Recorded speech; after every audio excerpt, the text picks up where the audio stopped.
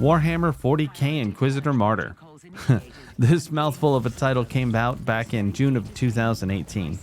It's undergone some pretty big changes since then, so it's time to take another look. Does it hold up? Is there a future? Is there a reason to jump back in? Let's find out. Hey there, this is Robert with Society Case Files, and this is a Warhammer report. Please take a moment to subscribe to the channel and drop a like on the video.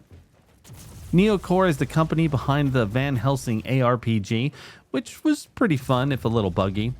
When they got the Warhammer license, they made some promises that I did my best to ignore, and they came out with a fun but flawed product, mostly again in the bug department.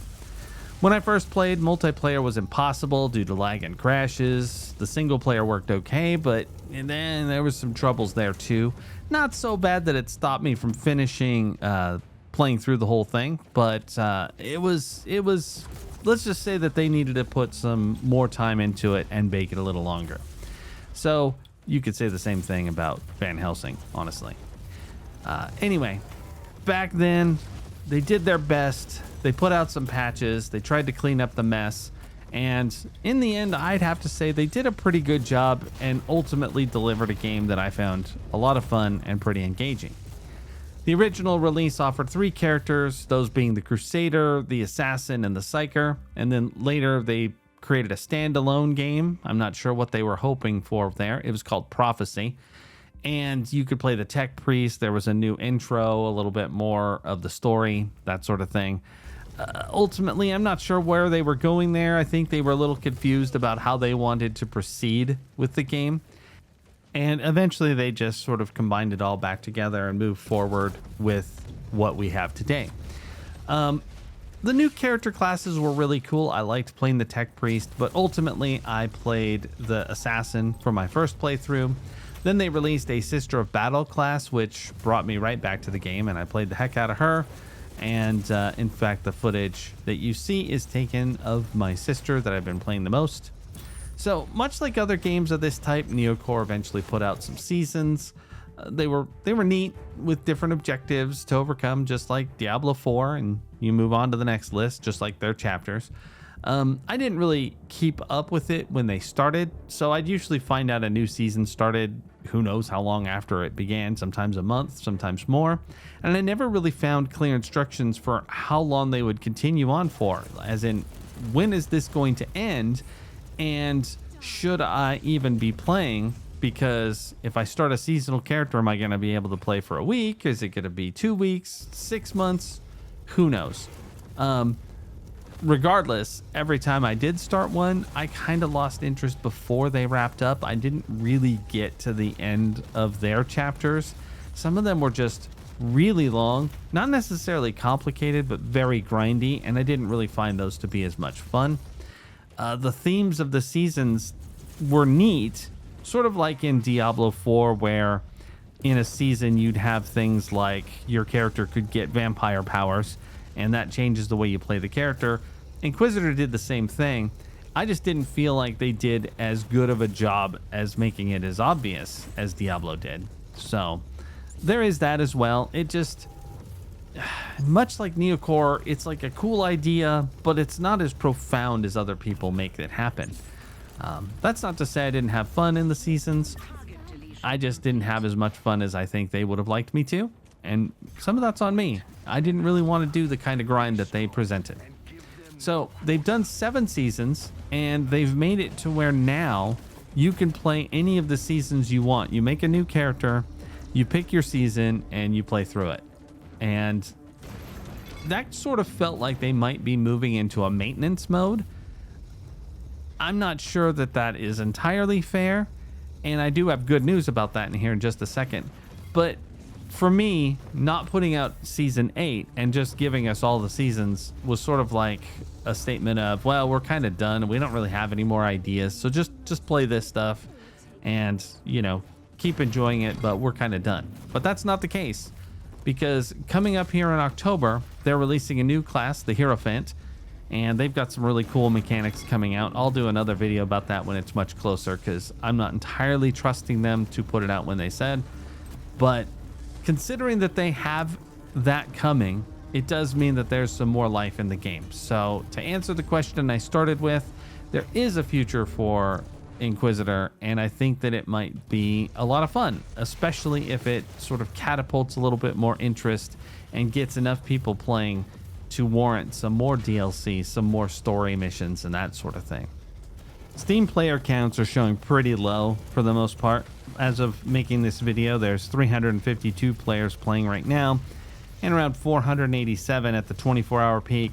And the all-time peak was just over 6 years ago, and even that was only 9,600 players.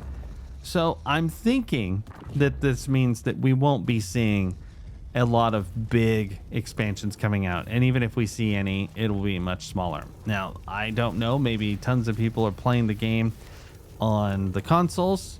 I don't personally see that, but maybe. That'd be cool.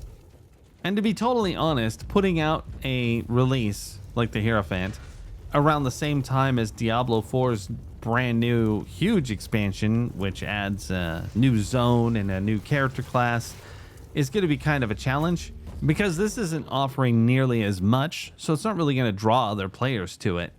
But we'll see what happens, I guess. And I'll talk more about why I think this game is successful in the shadow of a game like that as well.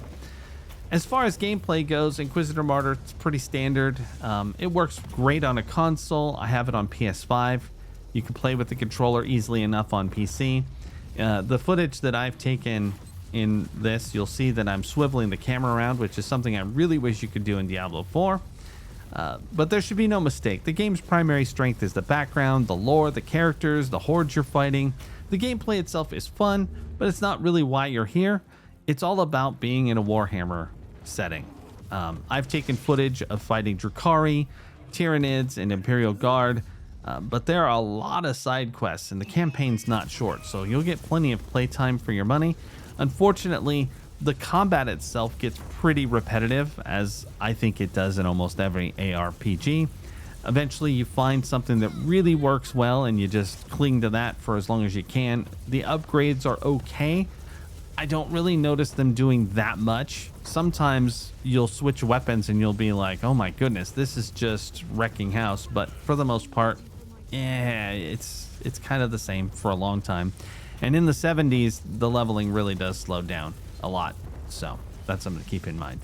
It's only 100 levels, but still, those last 30 might take a while. Let's talk about cost. On the PC, there are several options for buying the game. On Steam, you can get the base product for $50. There's also a definitive edition on there with 21 bits of DLC. It has a bunch of cosmetics. It also has some of the story missions. You get the Sororitas class. You also get the Prophecy game, which, as I said, allows you to play the Tech Priest. Steam wants $90 for that. Now, I personally use cheapshark.com to find the best prices on games, particularly older ones. And as of this video, there are some pretty solid offers on there. If you go to Games Planet, you can get the base game for $8.50. You'd have to buy any additional things you wanted on top of that. For instance, they also have the Sororitas class for $7.50. But in this case, Games Planet also has the $90 definitive edition for $15, which, by the way, the reason I have it on PlayStation is because they had some ridiculous deal and I got it for around that price there as well, so I could do some couch gaming. Not that I've done a whole lot of that, but it does run really well on that system. So anyway, you might as well get the definitive edition at Games Planet. You'll get everything for a huge discount, and even if you're not like blown away, you won't be out that much. Anyway, I just wanted to do a quick revisit and show off some of the gameplay of Warhammer 40k Inquisitor Martyr. I recommend you check it out. It's absolutely worth it. There's plenty to do. There's some more to come in the future. And it's a nice sort of break and palate cleanser from playing Space Marine 2. You know, you can jump in here, do a few missions, and then go back and do your operations. So anyway, thanks for stopping by. Please don't forget to like the video and subscribe. There will be plenty more content like this coming soon. And until then, remember, the Emperor protects.